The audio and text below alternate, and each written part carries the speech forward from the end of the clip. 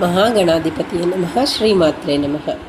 ಶ್ರೀ ಲಲಿತಾ ಸಹಸ್ರನಾಮದ ಭಾಷ್ಯದಿಂದ ಇವತ್ತು ಕೌಲಿನಿ ಕೇವಲಾಯೇ ನಮಃ ಬಗ್ಗೆ ಓದ್ತೀನಿ.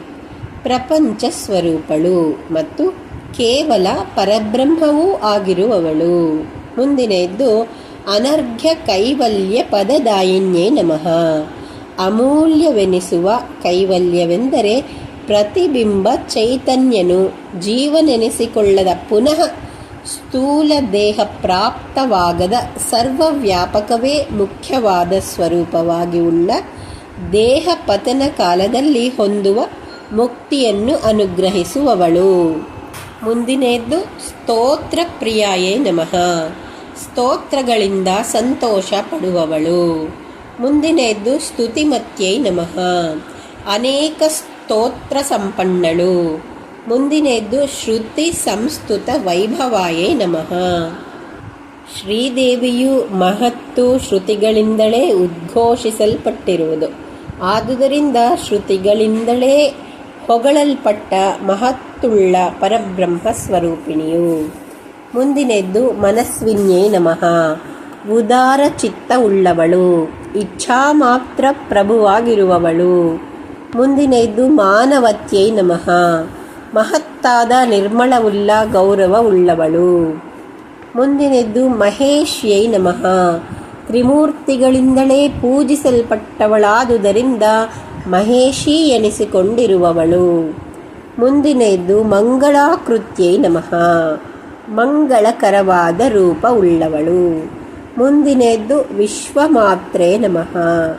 ಜಗತ್ತಿಗೆ ತಾಯಿಯು. ವಿಶ್ವ ಎಂದರೆ ವಿಷ್ಣುವಾದ್ದರಿಂದ ವಿಷ್ಣುವಿಗೂ ಮಾತೆಯು. ಮುಂದಿನದ್ದು ಜಗದ್ಧಾತ್ರೇ ನಮಃ.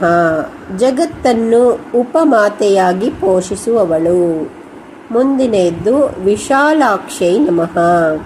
ವಿಶಾಲವಾದ ನೇತ್ರಗಳುಳ್ಳವಳು. ಮುಂದಿನದ್ದು ವಿರಾಗಿಣ್ಯೇ ನಮಃ.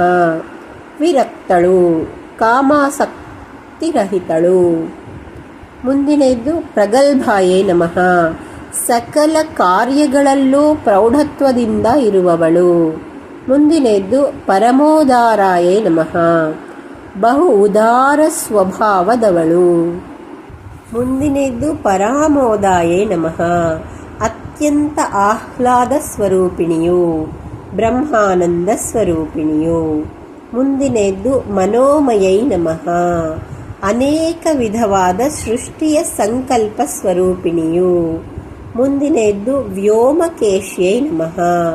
ಆಕಾಶವೇ ತಲೆಯ ಕೂದಲಾಗಿರುವವಳು, ಅಂದರೆ ಜಗತ್ತೇ ದೇಹವಾಗುಳ್ಳ ವಿರಾಟ್ ಸ್ವರೂಪವಾದ ಶ್ರೀದೇವಿಯ ಶಿರಸ್ಸಿನ ಕೂದಲೇ ಆಕಾಶವು. ಮುಂದಿನದ್ದು ವಿಮಾನಸ್ಥಾಯೇ ನಮಃ.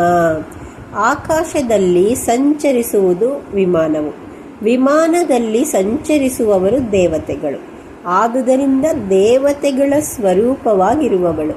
ಪ್ರತಿಯೊಂದಕ್ಕೂ ಅಂಟದೆ ಗಗನ ಸ್ವರೂಪದಲ್ಲಿರುವವಳು. ಗರ್ವವಿಲ್ಲದವಳು.